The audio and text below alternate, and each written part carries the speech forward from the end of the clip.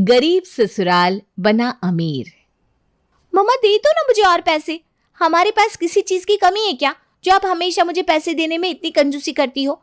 बाहर जाती हूँ तो पैसे तो चाहिए ना मुझे। बाहर आने जाने के लिए हमने तुझे पैसे दे दिए हैं, उसके अलावा तुझे पैसों की क्या जरूरत है? और इतने पैसे लेकर तू करेगी क्या? अभी इतनी बड़ी नहीं हुई कि अपने साथ 2-2, 3-3 हजार रुपये लेकर जाए।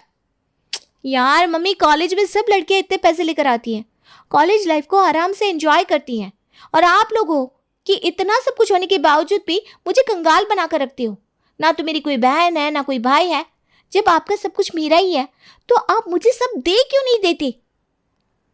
बेटा, इंसान को उसका हक तब मिलता है जब वो उस हक के लायक हो जाता है। अभी तो इतने समझदार नहीं है। आज जब तेरी शादी हो जाएगी तो तुझे हम सब कुछ दे देंगे। उसके बाद तो तुझे हमसे कुछ मांगने की ज़रूरत भी नहीं पड़ेगी। भला ये क्या बात हुई?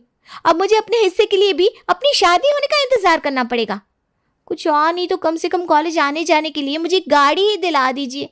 आपके पास तो वैसे भी 2-2 गाड़ियां हैं, उसमें से एक दे दो ना मुझे। बेटा, हर चीज़ समय से अच्छी लगती है। अभी तू कॉलेज में पढ़ने जाती है ना, तो तुझे गाड़ी की क्या ज़रूरत है? कॉलेज जाने के लिए मेट्रो है, बस है। अगर तुझे और आराम चाहिए तो ऑटो रिक्शा भी है। इतने पैसे तो हम तुझे देते हैं कि तू ऑटो रिक्शा से कॉलेज आ जा सके। कोई मेरे बारे में क्या सोचेगा? इसके पापा इतने अमीर हैं, घर में 2-2 गाड़ियां खड़ी हैं, इसके बाद भी लड़की ऑटो में कॉलेज जाती है। अरे आपको पता है, आपकी कंजूसी की वजह से मेरी सारी फ्रेंड्स मेरा मजाक उड़ाती हैं। बेटा, तो चाहे कुछ भी बोल ले, लेकिन तेरी शादी से पहले हम तो तुझे कुछ देने वाले नहीं हैं। अभी जो जितना मिल रहा है उसमें खुश रहे, वरना। बाय, चलती हूँ। शनाया कॉलेज पहुंचती है। आ गई तू फिर से इस खटारा में बैठकर। अरे मुझे तो समझ में नहीं आता, आखिर तेरे घर वाले इतना पैसा लेकर जाएंगे कहाँ? बेचारी बच्ची को थोड़ा सा भी सुख नहीं देते। अरे जाने दो ना यार, सुबह सुबह इसी बात पर उनसे बहस करके आई हूँ। चलो हम क्लास में चलते हैं। कौन सी क्लास? आज कोई क्लास नहीं है। खन्ना आए नहीं और खुराना मैम की तबीयत खराब हो गई है। और फर्स्ट लेक्चर तो आप पहले ही मिस कर चुकी हो, तो आज कोई क्लास नहीं है। क्या तुम लोग मुझे पहले नहीं बता सकते थे? पता होता तो मैं कॉलेज ही नहीं आती। अरे अब आ गई है कॉलेज तो चलना कहीं घूमने चलते हैं। वैसे भी हम लोग इतने दिनों से कहीं घूमने नहीं गए। एक काम करते हैं, यहाँ पास में ना एक नया वाटर पार्क खुला है तो वहाँ चलते हैं। वैसे भी बहुत गर्मी है। Water park? और तुझे लगता है मेरे घर वाले मुझे इतने पैसे देते हैं कि मैं वाटर पार्क की टिकट खरीदूँ? अरे यार, तेरे ऊपर ना मुझे बहुत तरस आता है। वैसे वाटर पार्क की टिकट 1500 की है, तो तेरी टिकट मैं ले लूँगी। तो मुझे बाद में पैसे रिटर्न कर देना। अरे नहीं नहीं नहीं, रहने दे। यहाँ पर आने जाने का किराया मिल जाता है, वही बहुत बड़ी बात है। वरना मेरे घर वाले मुझे इतना समझदार भी नहीं समझते कि मैं किराए के पैसे संभाल पाऊँ। तुम लोग जाओ वाटर पार्क, मैं चली घर। अरे छोड़ यार, जब तू वाटर पार्क नहीं जा सकती तो हम लोग कैफ़े चलते हैं, एक ही कॉफ़ी पी लेंगे। ये तो ठीक है ना?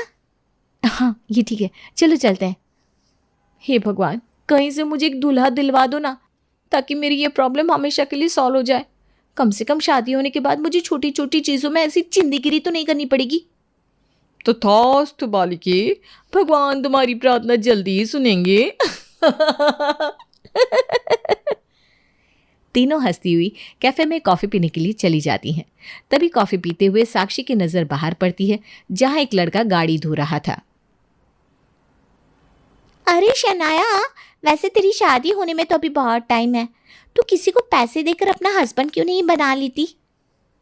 सारा तमाशा तो पैसों का ही है। अगर मुझे पैसे मिलते तो हस्बैंड की ज़रूरत क्यों पड़ती? अरे तू समझी नहीं, मेरा मतलब है तू किसी से झूठी शादी करके उसे अपने मम्मी पापा के सामने ले जा। अब एक बार शादी होने के बाद उन्हें तुझे एक्सेप्ट तो करना ही पड़ेगा, और एक बार उनकी नज़रों में तेरी शादी हो गई तो सब कुछ तेरा ही है। वो देख, बाहर वो लड़का गाड़ी धो रहा है ना, उसे पक्का पैसों की ज़रूरत होगी, तो तू उससे बात कर, क्या पता वो तेरा हस्बैंड बनने के लिए मान जाए। नहीं तो क्या, वैसे भी एक गाड़ी धोने वाले को जब तेरे जैसी वाइफ मिलेगी तो वो मना तो नहीं करेगा। वैसे दिमाग तो बहुत अच्छा लगाया तुमने, एक बार जाकर ट्राई करती हूँ। शनाया बाहर उस लड़के के पास उससे बात करने जाती है और उसे झूठी शादी के लिए एक ऑफ़र देती है। देखो, मुझे पता है कि तुम्हें पैसों की ज़रूरत है और मुझे एक नकली पति की ज़रूरत है। तुम बस मेरे मम्मी पापा के सामने मेरे हस्बैंड बनने का नाटक करो, बाकी तुम्हें हर महीने मैं सैलरी देती रहूँगी। तुम आराम से मेरे घर में भी रह सकते हो, तो तुम्हारी लाइफ भी बहुत ईजी हो जाएगी। वैसे मुझे कोई प्रॉब्लम नहीं है। अगर मुझे मेरे काम की सैलरी मिलेगी तो मैं तुम्हारा नकली हस्बैंड बनने के लिए रेडी हूँ। ये हुई ना बात, तुमने तो मेरी सारी प्रॉब्लम ही सॉल्व कर दी। चलो अब चल कर ना हम पति पत्नी बन जाते हैं। घर वालों को भी तो लगना चाहिए ना कि हमने सचमुच में शादी की है। शनाया मार्केट से मंगलसूत्र, नया चूड़ा लेकर पहन लेती है और अपनी मांग में लंबा सा सिंदूर भर लेती है। लग रही हूँ ना मैं बिल्कुल अच्छी तरह शादीशुदा। बिल्कुल। अब तो बस मुझे घर जाकर मम्मी पापा का रिएक्शन देखना है। इतने टाइम से मुझे टॉर्चर कर रहे हैं, आज ना उन्हें बहुत अच्छा शौक लगने वाला है। शनाया धीरज का हाथ पकड़कर अपने घर पहुंच जाती है और घर पहुंचकर बजाती है अपने दरवाजे की घंटी, टिंग डोंग। अरे लगता है शनाया आ गई। जाकर दरवाज़ा तो खोलना सीमा। अरे खोल रही हूँ जी, आप तो उठकर दरवाज़ा खोलेंगे नहीं, मुझे पता है मुझे ही खोलना है। अरे जाओ ना, शनाया इंतज़ार कर रही होगी। सीमा उठकर दरवाज़ा खोलती है तो अपने सामने का नज़ारा देखकर उसका तो सर चकरा जाता है। ये कौन है? तेरी मांग में ये सिंदूर, गले में मंगलसूत्र और हाथ में ये चूड़ा, क्या है ये सब? अरे इधर आइए जी, ये देखिए तो क्या हो रहा है। अरे माँ, पापा को यहाँ बुलाकर उन्हें तकलीफ क्यों दे रही हो? हम दोनों खुद ही अंदर आ जाते हैं। आ जाओ राघव, अब हम अंदर चलते हैं और सबसे पहले मम्मी पापा का आशीर्वाद लेते हैं। उनके आशीर्वाद के बिना तो हमारी शादी अधूरी है ना। शादी कैसी? किसने की शादी? हमने की पापा। मैं और राघव इतने टाइम से एक दूसरे से बहुत प्यार करते थे, लेकिन मुझे पता था जब तक मेरी मास्टर्स नहीं हो जाएगी और उसके बाद भी जब तक मैं अपनी पीएचडी नहीं कर लूँगी तब तक आप मेरी शादी नहीं करवाओगे। पर अब ना हम दोनों ज़्यादा टाइम तक अलग नहीं रह सकते थे और राघव की मम्मी की तबीयत भी बहुत ख़राब थी, तो हमने सोचा जितनी जल्दी हो उतनी जल्दी शादी कर लेते हैं। वो कहते हैं ना पापा, काल करे सो आज कर, आज करे सो अब, पल में प्रलय होएगी तो। अरे प्रलय तो तूने हमारी जिंदगी में ला दी है। पता नहीं ये किससे शादी करके हमारे घर लेकर आ गई। अरे पहले इससे खानदान वालों को तो जानते हैं, उसके बाद अगर हमें पसंद आता तो हम इससे तेरी शादी करवा देते। इस खानदान वानदान में कुछ नहीं रखा पापा। अगर मैंने किसी को पसंद किया है तो वो अच्छा ही होगा। अच्छा आप ये सब छोड़िए, हम बहुत थक गए हैं, हमें आराम करना है। ये सब तो ठीक है, लेकिन ये जानता है ना कि हमें घर जमाई चाहिए, हमारी संपत्ति को संभालने वाला। तो और कोई तो है नहीं। अब तुम्हारी शादी हो गई है तो सब तुम्हें ही संभालना है और हमारे बुढ़ापे में हमारा ख्याल भी तुम दोनों को ही रखना है। अगर इसे ये सब मंजूर है तो ही हम इसे अपना दामाद बनाएंगे। बिल्कुल। अच्छा अब बहुत सवाल जवाब हो गए, चलिए हम रेस्ट करने चलते हैं। अगले दिन। शनाया बेटा, जैसा कि मैंने तुमसे कहा था, तुम्हारी शादी के बाद मैं सब कुछ तुम्हारे नाम पर कर दूँगा। तो आज से बिजनेस भी तुम्हें संभालना है। यह हमारे नए क्लाइंट्स की फाइल है, इसे ज़रा ध्यान से पढ़ लेना। और कुछ टाइम से हमारा प्रॉफिट भी कम हो रहा है, तो उसके लिए भी कुछ सोच लेना। अच्छा एक बार मुझे फाइल दिखाना तो मैं भी डिटेल्स पढ़ लेता हूँ। क्या? अरे तुम डिटेल्स पढ़कर क्या करोगे? वैसे भी बिजनेस से तुम्हारा दूर दूर तक कोई लेना देना नहीं है, तुम रहने दो, ये सब कुछ मैं देख लूँगी। देखो बेटा, तुमने मेरी बेटी से शादी ज़रूर की है, लेकिन हमारे बिजनेस के बीच में बोलने का तुम्हें कोई हक नहीं है। ये सब कुछ मेरी बेटी का है, तुम्हारा नहीं, इसलिए तुम इसके बीच में ना बोलो तो ये अच्छा रहेगा। वो तो मैं बस ऐसे ही पढ़ रहा था, बाकी मैं जानता हूँ कि ये सब कुछ शनाया का ही है। राघव को शनाया और उसके पापा की बात दिल पर लग जाती है, लेकिन वो फिर भी उनको कुछ नहीं कहता। कुछ दिन बाद। अच्छा हुआ मैंने तुमसे शादी करने का डिसीजन लिया, कम से कम मुझे पापा ने ये गाड़ी तो दे दी, वरना मैं अभी भी ऑटो से ही कॉलेज जा रही होती। अच्छा तुम्हें भी तो बाहर जाना था ना, चलो तुम्हें ड्रॉप कर देती हूँ। वैसे अगर तुम बुरा ना मानो तो क्या एक दिन के लिए मैं तुम्हारी गाड़ी चला सकता हूँ? आज मेरा ड्राइव करने का बहुत मन कर रहा है। माफ़ करना, लेकिन मैं तुम्हें ये गाड़ी देकर अपनी गाड़ी का हुलिया नहीं बिगाड़ना चाहती। तुम कभी इतनी महंगी गाड़ी में बैठे भी हो जो इसे चलाने की बात कर रहे हो? अगर गलती से तुमने इस गाड़ी को कहीं ठोक दिया ना तो तुम्हारे पूरे महीने की सैलरी से भी तुम इसे ठीक नहीं करवा पाओगे। मैं तुम्हें अपनी गाड़ी में बैठने दे रही हूँ ना, वही तुम्हारे लिए बड़ी बात है। कहाँ तुम गाड़ी को साफ़ करने वाले और कहाँ मैं तुम्हें इस गाड़ी में बिठा रही हूँ। चलो बैठो अंदर, मुझे कॉलेज के लिए देर हो रही है। नहीं रहने दो, वैसे भी मुझे जहाँ पर जाना है वहाँ पर जाने के लिए भी थोड़ा टाइम है, तो मैं बाद में चला जाऊँगा। ठीक है, अगर किराया लेना हो तो मेरे कमरे से ले लेना। वैसे भी अब तुम्हारे दूसरे महीने की सैलरी देने का टाइम आ गया है, तुम्हारे पास पैसे ख़त्म हो गए होंगे ना, तो ले लेना। चलती हूँ मैं। शनाया की बात से राघव का दिल टूट जाता है। कुछ दिन बाद आजकल गंगानगर में प्रॉपर्टी के दाम गिर गए हैं। सोच रहा हूँ वहाँ पर ज़मीन खरीद लूँ। तुम क्या कहती हो शनाया? अगर आपको ठीक लगता है तो खरीद लीजिए ना पापा। ऐसे भी मुझे प्रॉपर्टी के बारे में ज़्यादा नॉलेज नहीं है। प्रॉपर्टी वगैरह के बारे में तो आप ही ज़्यादा जानते हो, तो आपको ठीक लगे तो खरीद लो। अरे नहीं, गंगानगर में प्रॉपर्टी खरीदने का अभी कोई फ़ायदा नहीं है। वैसे भी वहाँ पर कई सालों तक डेवलपमेंट का कोई चांस नहीं है। अगर आपको प्रॉपर्टी में इन्वेस्ट करना है तो ऋषिनगर में प्रॉपर्टी खरीदिए। पिछले कुछ सालों में वहाँ पर काफ़ी डेवलपमेंट हुई है। अभी ज़्यादा लोगों ने वहाँ पर प्रॉपर्टी खरीदी नहीं है, इसलिए प्रॉपर्टी के रेट भी ठीक है। अगर आप वहाँ प्रॉपर्टी खरीदोगे तो आने वाले टाइम में आपको बहुत प्रॉफिट होगा। बेटा लगता है शायद तुम्हें किसी ने सिखाया नहीं कि जब तक तुमसे किसी बारे में पूछा ना जाए तुम्हें अपनी राय नहीं देनी चाहिए। मैंने तुम्हें पहले भी समझाया था ना कि बेशक तुम मेरी बेटी के पति हो, हमारे दामाद हो, लेकिन हमारे घर के फैसलों के बारे में बोलने का तुम्हें कोई अधिकार नहीं है। तुम घर जमाई हो, घर जमाई बनकर रहो, अपना कायदे में रहो।